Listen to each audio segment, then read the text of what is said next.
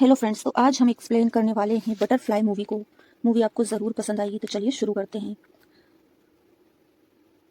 कहानी की शुरुआत एक दिल दहला देने वाली घटना से होती है। दरअसल शहर में 3 दिन पहले एक छोटी बच्ची का अपहरण कर लिया जाता है। किडनैपर बच्ची के माता पिता से मोटी फिरौती की मांग करता है। घबराए हुए माता पिता उसकी सारी शर्तें मान लेते हैं और पूरी रकम दे देते हैं। लेकिन कहानी यही खत्म नहीं होती। पैसे मिलने के बावजूद किडनैपर बेरहमी से उस मासूम बच्ची की हत्या कर देते हैं और उसकी लाश को सुनसान जगह पर फेंक देते हैं। जब यह खबर मीडिया तक पहुंचती है तो पत्रकार पुलिस से सवाल करने लगते हैं। जवाब में पुलिस यही कहती है कि शायद बच्ची ने किडनैपर का चेहरा देख लिया था और इसी वजह से उसने उसे जिंदा नहीं छोड़ा। इस घटना से यह साफ हो जाता है कि शहर में किडनैपिंग कोई नई बात नहीं थी। आए दिन ऐसे मामले सामने आ रहे थे, लेकिन हर बार पुलिस बस यही भरोसा दिलाती थी कि अपराधी जल्द ही पकड़ लिए जाएंगे। असलियत में हालात लगातार बिगड़ते जा रहे थे। अब कहानी हमें इसके मुख्य किरदारों से मिलवाती है। शहर में एक रिहायशी बिल्डिंग है जिसका नाम है बटरफ्लाई अपार्टमेंट। यहीं एक छोटा सा परिवार रहता है। इस परिवार में 2 बहनें हैं, गीता और उसकी बड़ी बहन वैजंती। वैजंती की शादी हो चुकी है और उसके 2 बच्चे भी हैं। गीता और वैजंती के रिश्ते की जड़ें उनके दर्द भरे अतीत से जुड़ी हुई हैं। जब गीता सिर्फ 8 साल की थी तभी एक कार एक्सीडेंट में उनके माता पिता की मौत हो गई थी। उस वक्त से लेकर आज तक वैजंती ही गीता के लिए सब कुछ रही है, माँ भी बाप भी। इसी वजह से गीता वैजंती को दिल से माँ कहकर बुलाती है, लेकिन वैजंती को यह बात बिल्कुल पसंद नहीं। वह हमेशा गीता को समझाती रहती है कि वह उसे दीदी ही कहे। वैजंती मजाक में कहती है कि अगर गीता ऐसे ही उसे माँ बुलाती रही तो उसकी शादी के बाद बच्चे उसे दादी समझ बैठेंगे।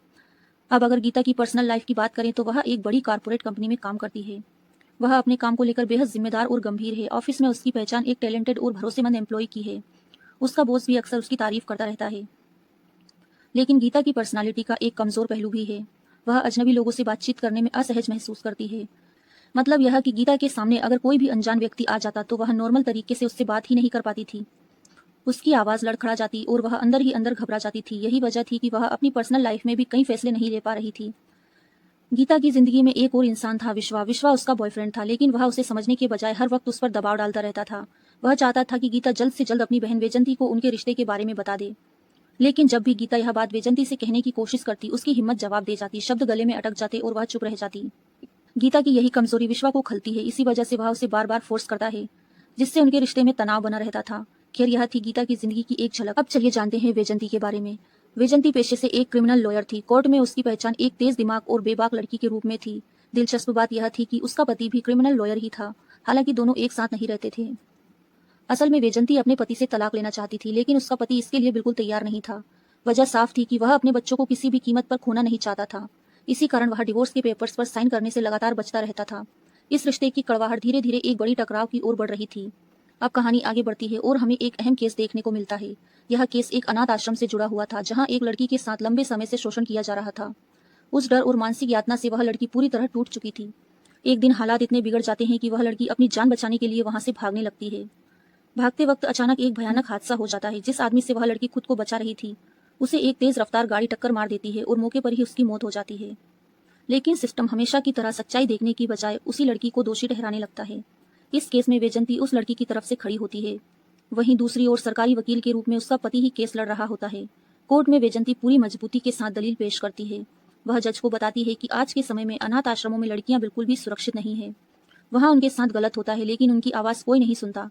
वह यह भी कहती है कि उस लड़की को अपनी जान बचाने का पूरा हक था। अगर उस कोशिश में कोई हादसा हो गया तो इसमें उसकी कोई गलती नहीं मानी जा सकती। वैजंती की दलीलें सिर्फ कानूनी नहीं थी, बल्कि भावनाओं से भी भरी हुई थी। उसकी बातों का असर जज पर साफ दिखाई देता है। आखिरकार फैसला लड़की के पक्ष में जाता है और उसे आजाद कर दिया जाता है।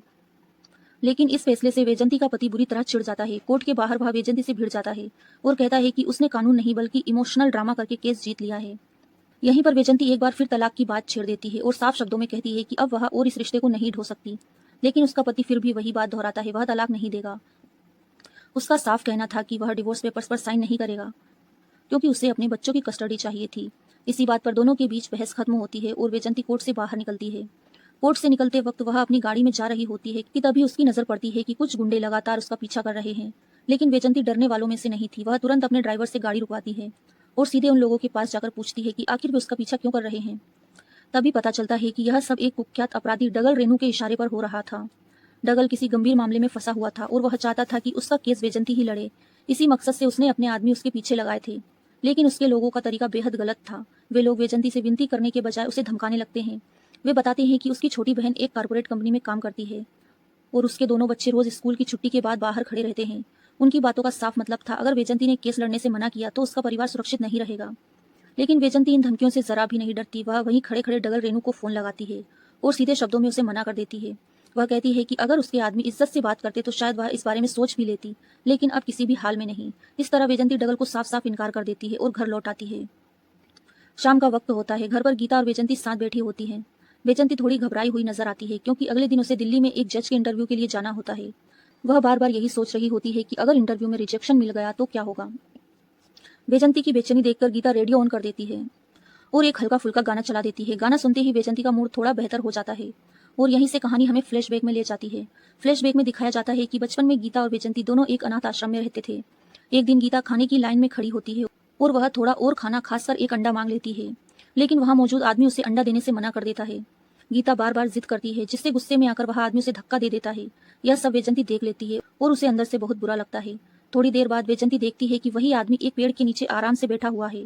उस पेड़ पर मधुमक्खियों का एक बड़ा छत्ता लगा होता है। मौका देखकर वैजंती एक पत्थर उठाती है, छत्ते पर जोर से मारती है और वहां से भाग जाती है।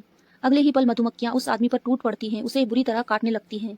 यह सीन दिखाता है कि वैजंती बचपन से ही अन्याय के खिलाफ खड़े होने वाली लड़की थी, चाहे उम्र छोटी ही क्यों ना हो। यहीं पर फ्लैशबैक खत्म होता है और कहानी फिर से वर्तमान में लौट आती है। अगले दिन वैजंती दिल्ली जाने के लिए तैयारी कर रही होती है। निकलने से पहले वह गीता को बार बार समझाती है कि वह बच्चों का पूरा ध्यान रखे, उन्हें अकेले बाहर ना जाने दे और खुद भी कहीं घूमने फिरने ना निकले। साफ दिखता है कि वैजंती जरूरत से ज्यादा चिंता कर रही थी।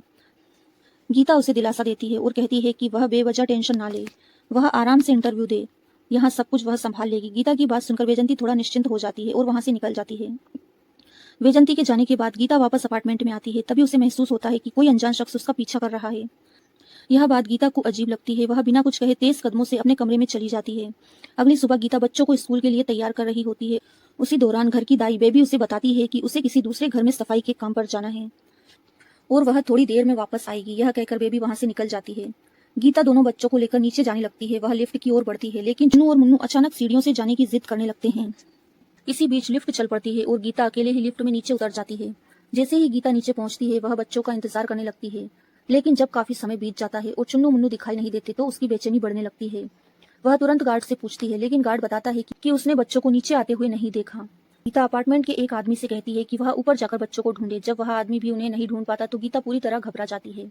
इसके बाद गीता पूरे अपार्टमेंट में बच्चों को खोजने लगती है। वह अपने रिश्तेदारों और आसपास के लोगों से भी पूछताछ करती है।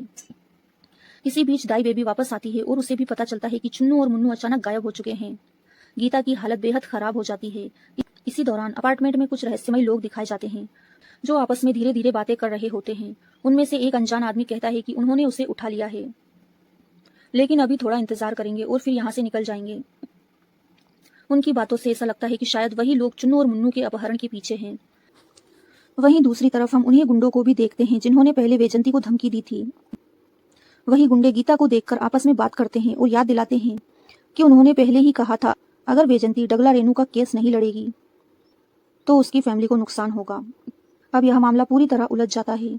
एक तरफ अपार्टमेंट के अंदर कुछ रहस्यमयी लोग हैं, दूसरी तरफ वे गुंडे जो खुली धमकी दे चुके हैं। ऐसे में यह समझना मुश्किल हो जाता है कि आखिर चुन्नू और मुन्नू अचानक कैसे और किसके द्वारा गायब किए गए, और यहीं से कहानी और भी ज्यादा सस्पेंस और डरावनी हो जाती है। तभी अचानक गीता की नजर सिक्योरिटी रूम में चल रही सीसीटीवी स्क्रीन पर पड़ती है।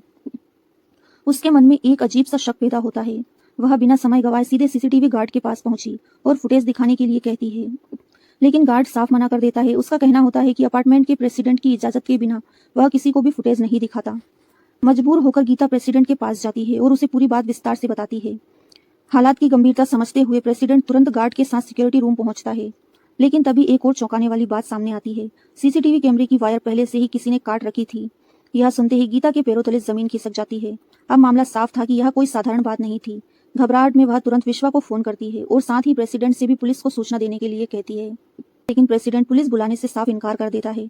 वह कहता है कि अपार्टमेंट के चुनाव नजदीक हैं और इस तरह की खबर से उसकी इमेज खराब हो सकती है। वह किसी भी हालत में पुलिस को शामिल नहीं करना चाहता। इसी बीच वहां मौजूद एक रिटायर्ड सब इंस्पेक्टर सामने आता है। वह साफ शब्दों में कहता है कि मामला गंभीर है और पुलिस को जानकारी देना बेहद जरूरी है। गीता अब और इंतजार नहीं करती। वह विश्वा को साथ लेकर खुद ही पुलिस स्टेशन निकल जाती है। पुलिस स्टेशन में गीता इंस्पेक्टर को पूरी घटना बताती है, लेकिन इंस्पेक्टर ठंडे लहजे में कहता है कि अभी तक कोई फिरौती कॉल नहीं आई है, इसलिए वे फिलहाल कोई एक्शन नहीं ले सकते। गीता शिकायत दर्ज करने की जिद करती है, मगर इंस्पेक्टर कानून का हवाला देते हुए कहता है कि 24 घंटे पूरे होने के बाद ही गुमशुदगी की रिपोर्ट लिखी जा सकती है। निराश होकर गीता वापस अपार्टमेंट लौट आती है। तभी विश्वा को अचानक याद आता है कि उसका एक पुराना दोस्त है कार्तिक, जो पुलिस में कांस्टेबल है। विश्वा तुरंत कार्तिक को फोन करता है। कुछ ही देर में कार्तिक अपार्टमेंट पहुंच जाता है। गीता उसे अब तक की सारी बातें बताती है। हालात को समझते हुए कार्तिक अपने स्तर पर जांच शुरू करता है। वह अपार्टमेंट के हर फ्लैट को एक एक करके चेक करता है, लेकिन बच्चों का कोई सुराग नहीं मिलता। जांच के दौरान एक फ्लैट में उसे एक शख्स अवैध तरीके से गांजा उगाते हुए मिल जाता है। कार्तिक बिना देरी किए उसे पकड़कर कार्रवाई करवाता है, लेकिन इससे भी बच्चों का कोई पता नहीं चलता। काफी देर तक खोजबीन के बाद कार्तिक को ड्यूटी से एक जरूरी कॉल आ जाता है। मजबूरी में उसे वहां से निकलना पड़ता है। उसके जाते ही गीता पूरी तरह अकेली पड़ जाती है। घबराहट और बेबसी से उसका बुरा हाल हो जाता है। उसे समझ ही नहीं आता कि अब क्या करे।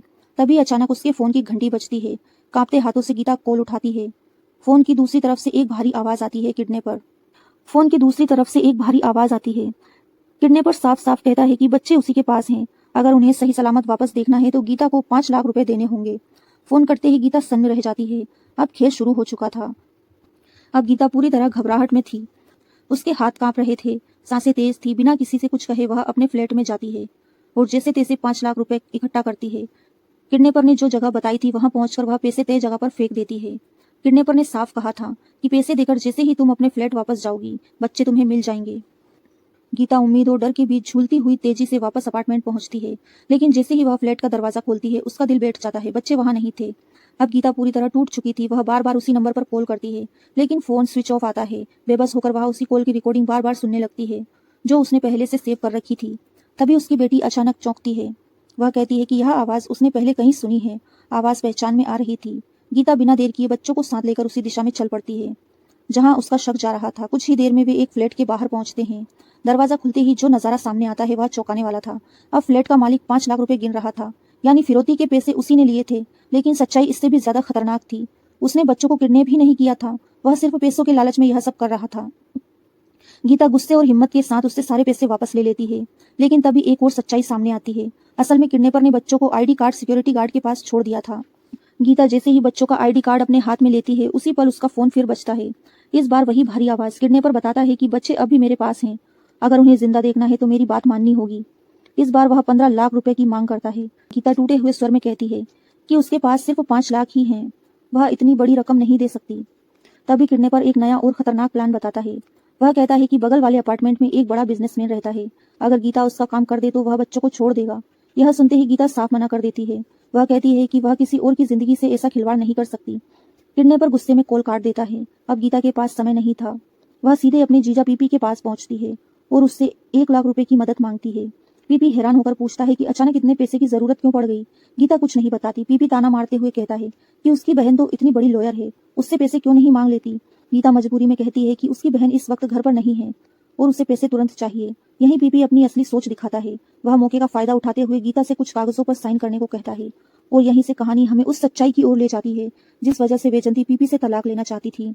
आखिर पीपी और वैजंती के बीच ऐसा क्या हुआ था, क्यों यह रिश्ता टूटने की कगार पर पहुंच गया। अब कहानी हमें उस अंधे सच की ओर ले जाती है। दरअसल सच्चाई यह थी कि जब गीता अपने बच्चों के साथ कुछ समय के लिए अपनी बहन के घर रहने आई थी, तभी से उसका जीजा पीपी उस पर गलत नजरें लगा रखा था। उसकी नीयत साफ नहीं थी। मौका मिलते ही वह गीता से छेड़छाड़ करने की कोशिश करता, कभी इशारों में, कभी शब्दों में। वैजंती यह सब चुपचाप कई दिनों से देख रही थी। वह समझ चुकी थी कि उसका पति अपनी हदें भूल चुका है, लेकिन एक दिन पीपी सारी सीमाएं पार कर देता है। उस दिन के बाद वैजंती के लिए वहां रहना नामुमकिन हो जाता है। वह उसी वक्त घर छोड़ देती है और तलाक लेने का फैसला कर लेती है। यही वजह थी कि वैजंती पीपी से अलग होना चाहती थी। अब वर्तमान में पीपी इसी सच्चाई का फायदा उठाता है। वह गीता के सामने बच्चों की कस्टडी से जुड़े कागज रख देता है और कहता है कि अगर वह उन पर साइन कर दे तो कानूनी तौर पर बच्चे उसी के पास रहेंगे, उसके पास सबूत हो जाएंगे। गीता पूरी तरह मजबूर थी। उसके सामने बच्चों की जान थी। दिल पर पत्थर रखकर वह उन कागजों पर साइन कर देती है। इसके बदले में पीपी उसे सिर्फ 5 लाख रुपए देता है। गीता यह देखकर भड़क जाती है। वह कहती है कि उसे पूरे 10 लाख रुपए चाहिए, लेकिन पीपी ठंडे लहजे में कहता है कि बाकी पैसे वह 1 हफ्ते में दे देगा। गीता के पास कोई और रास्ता नहीं होता। वह टूटी हुई हालत में वहां से निकल जाती है। अब उसे और पैसे की जरूरत थी। वह अपने मामा से संपर्क करती है और उससे 5 लाख रुपए की मदद मांगती है, लेकिन मामा मदद के बदले कुछ और चाहता है। गीता के पास देने के लिए सिर्फ एक ही चीज थी, उसकी माँ के गहने। दरअसल जब गीता की माँ की मौत हुई थी तभी से उसका मामा उन गहनों पर नजर लगाए बैठा था, लेकिन गीता और वैजंती ने उन्हें कभी नहीं दिया क्योंकि वे उनकी माँ की आखिरी निशानी थे।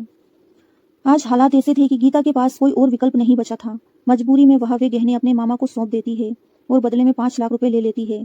किसी तरह गीता कुल 11 लाख रुपए जुटा पाती है। उसी वक्त किडनैपर का कॉल आता है। गीता को मेट्रो स्टेशन पर आने को कहता है। गीता उसके बताए अनुसार मेट्रो ट्रेन में चढ़ जाती है। किडनैपर पूरे रास्ते उसे फोन पर अजीब अजीब कविताएं सुनाकर मानसिक तौर पर परेशान करता रहता है। आखिर में वह एक स्टेशन पर उसे बैग फेंकने का आदेश देता है। गीता कांपते हाथों से बैग वहीं छोड़ देती है और घर लौट आती है, लेकिन इस बार भी बच्चे वापस नहीं आते। कुछ ही देर में किडनैपर का दोबारा फोन आता है। उसकी आवाज में गुस्सा और धमकी साफ झलक रही होती है। वह कहता है कि गीता ने बहुत बड़ी गलती कर दी। अगर वह गलती ना करती तो बच्चे अब तक उसके पास होते। असल में हुआ यह था कि विश्वा ने चोरी से उस बैग में एक ट्रैकर लगा दिया था। किडनैपर को इसकी भनक लग चुकी थी। इसी बात पर वह गीता पर भड़क जाता है। गुस्से में वह कहता है कि अब वह बच्चों के साथ क्या करेगा यह सिर्फ उसी के हाथ में है। किडनैपर साफ शब्दों में कह देता है कि अगर बच्चों को जिंदा देखना है तो एक बार फिर 1 लाख रुपए देने होंगे। यह सुनते ही गीता फोन पर ही फूट फूट कर रोने लगती है। वह उससे रहम की भीख मांगती है, बच्चों की दुहाई देती है, लेकिन दूसरी तरफ से कोई नरमी नहीं दिखती। किडनैपर उसे शाम 7 बजे तक का वक्त देता है और फोन काट देता है। फोन रखते ही गीता का गुस्सा फूट पड़ता है। वह विश्वा पर भड़क जाती है। उसका कहना होता है कि अगर वह बैग में ट्रैकर न डालता तो बच्चे अब तक घर लौट चुके होते। विश्वा खुद को दोषी मानते हुए चुप खड़ा रहता है। अब गीता के पास वक्त बहुत कम था। वह हर जान पहचान हर दरवाजे पर जाती है, लेकिन कहीं से भी उसे पैसे नहीं मिलते।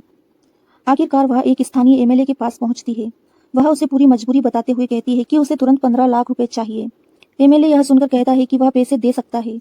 वह याद दिलाता है कि उसकी बहन वैजंती ने ही एक पुराने केस में उसकी मदद की थी और उसी की बदौलत वह चुनाव जीत पाया था। लेकिन एमएलए एक शर्त रखता है। वह पहले वैजंती से बात करना चाहता है। गीता यह नहीं चाहती थी कि उसकी बहन इस मुसीबत में फंसे, इसीलिए वह बिना कुछ कहे वहां से चली जाती है। टूटी हुई हालत में वह सड़क किनारे बैठ जाती है।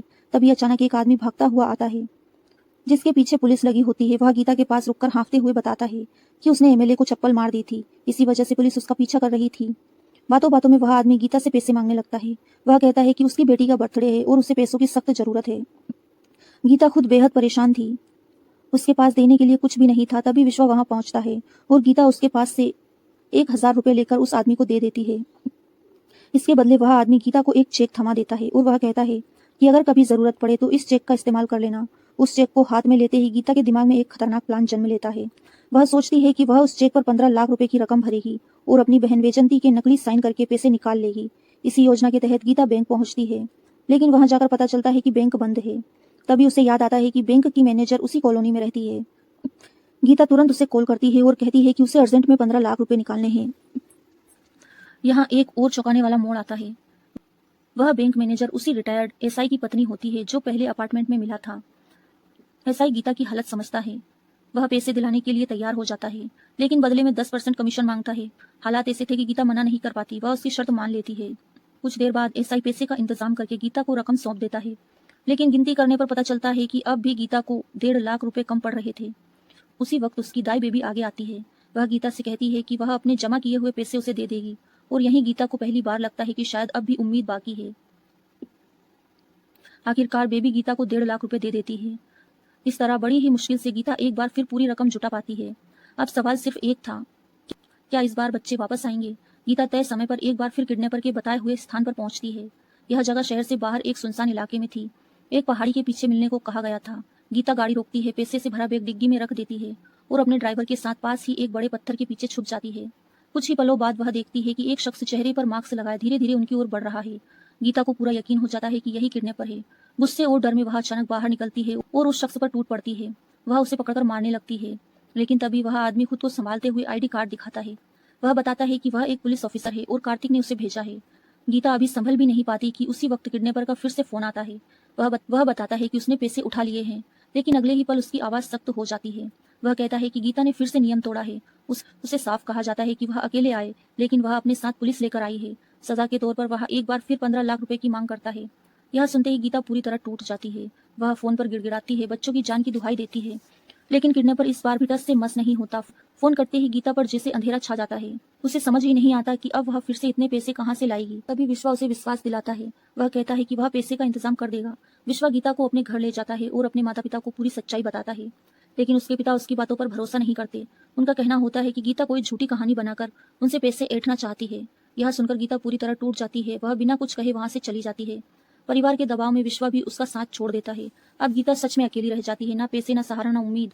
और तभी कहानी एक बहुत बड़ा ट्विस्ट लेती है। कैमरा सीधे उस चेहरे पर जाता है जिसे अब तक सिर्फ आवाज में सुना गया था। किडनैपर कोई और नहीं बल्कि गीता की दाई बेबी थी।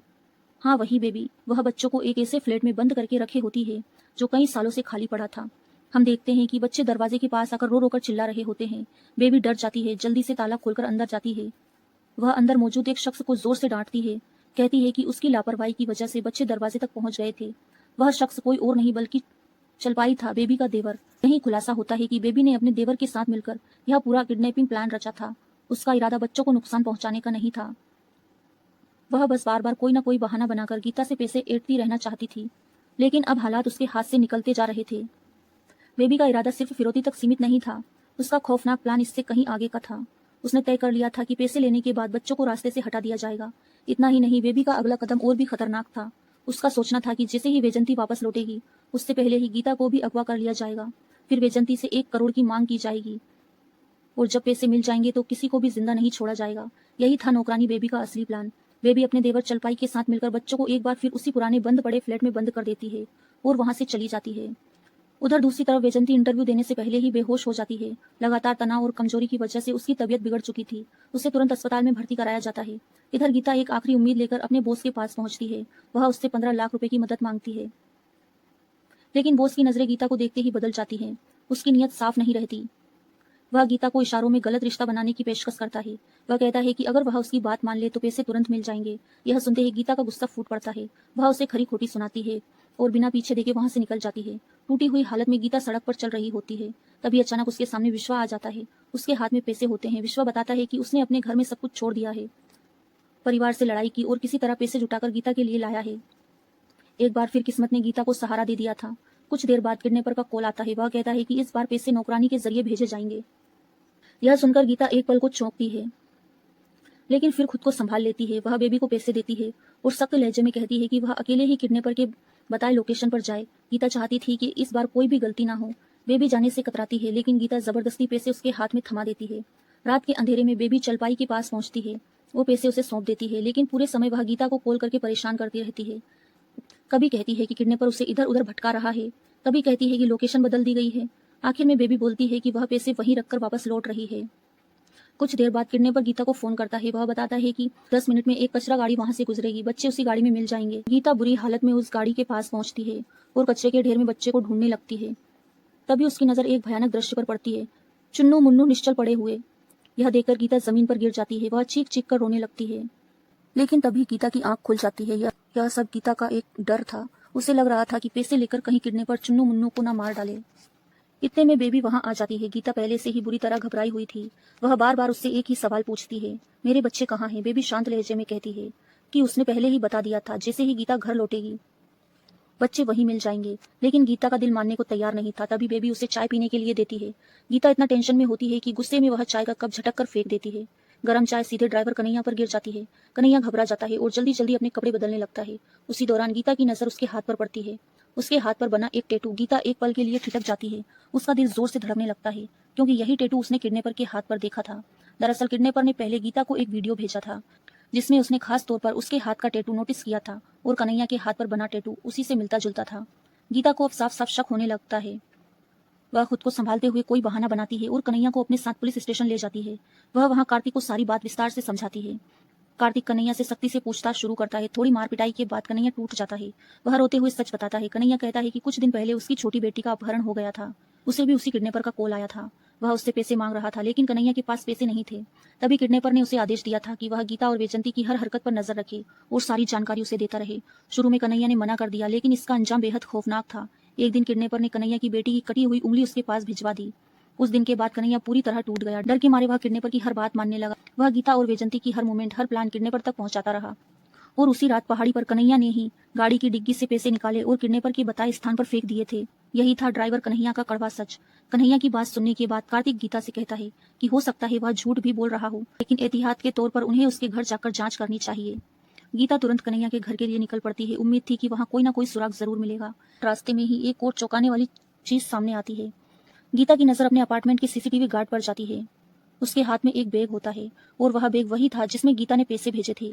गीता तुरंत गाड़ी रुकवाती है। विश्वा गार्ड से बैग के बारे में पूछता है, लेकिन गार्ड अचानक उसे धक्का देकर भागने की कोशिश करता है। विश्वा बिना सोचे समझे उसके पीछे दौड़ता है।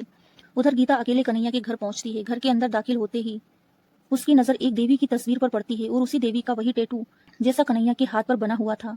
गीता का शक अब यकीन में बदलने लगता है। वह घर में और तलाश करती है, तभी उसे एक अलमारी में कुछ फोटोग्राफ्स मिलते हैं। फोटोज देखते ही गीता के पैरों तले जमीन खिसक जाती है, क्योंकि उन तस्वीरों में सिर्फ एक नहीं बल्कि कई खौफनाक राज छुपे हुए थे। गीता उन तस्वीरों को गौर से देख ही रही होती है कि अचानक पीछे से बेबी जोरदार वार करती है। गीता के सिर पर चोट लगती है और वह वहीं बेहोश होकर गिर पड़ती है। यहीं पर सारी सच्चाई पूरी तरह सामने आ जाती है। बेबी ही इस पूरे खेल की मास्टरमाइंड थी। वह हर प्लान उसी का था। किडनैपिंग से लेकर फिरौती तक सब कुछ उसी के इशारों पर हो रहा था। सीसीटीवी कैमरे का वायर कटवाने वाला गार्ड भी बेबी के ही कहने पर यह सब कर रहा था, ताकि कोई सबूत ना बचे। होश में आने पर बेबी खुद गीता को अपना पूरा प्लान बता देती है। उसका इरादा सिर्फ बच्चों तक सीमित नहीं था, वह गीता को भी किडनैप करके उसकी बहन वैजंती से 1 करोड़ की फिरौती मांगने वाली थी। लेकिन तभी गीता का फोन बजता है। दूसरी तरफ विश्वा होता है। वह बताता है कि उसने सीसीटीवी वाले गार्ड को पकड़ लिया है और सबसे बड़ी बात, बच्चे सुरक्षित मिल चुके हैं। यह सुनते ही गीता के अंदर का डर गुस्से में बदल जाता है और वो जोर जोर से बेबी को मारने लगती है। बेबी अधमरी हालत में जमीन पर गिर जाती है। लेकिन तभी वहां एक और शख्स आ जाता है, अपार्टमेंट का वही गार्ड। असल में वह गार्ड बेबी का सगा भाई था। वह भी इस किडनैपिंग में बराबर का भागीदार था। वह अचानक चाकू निकालकर गीता पर हमला कर देता है। गीता घायल हो जाती है। गार्ड बेबी को उठाकर भागने की कोशिश करता है, लेकिन उसी वक्त गीता हिम्मत जुटाती है और पास पड़ी चीज से उसके सिर पर वार कर देती है। गार्ड वहीं ढेर हो जाता है। उसी पल विश्वा पुलिस के साथ वहां पहुंच जाता है। इस तरह गीता की हिम्मत और सूझबूझ से सारे किडनैपर पकड़े जाते हैं। कुछ समय बाद वैजंती अस्पताल से लौटती है। जब उसे सारी सच्चाई पता चलती है तो वह भी चुप नहीं बैठती। वैजंती एक आखिरी चाल चलती है। वह दगल श्रीनू को कॉल करती है, वही आदमी जिसका केस लड़ने से उसने कभी मना कर दिया था। अपने संपर्कों का इस्तेमाल करके वह जेल के अंदर ही बेबी और उसके साथियों का काम तमाम करवा देती है और इस तरह वैजंती अपने परिवार को तबाह करने वाले लोगों को पूरी तरह खत्म कर देती है। और यहीं पर यह कहानी अपने अंजाम तक पहुंचती है। डर, लालच और भरोसे के इस खेल में आखिरकार जीत एक माँ की हिम्मत की होती है। तो दोस्तों, कैसी लगी आपको ये मूवी अच्छी लगी हो तो कमेंट्स करके जरूर बताइए। Thanks for watching.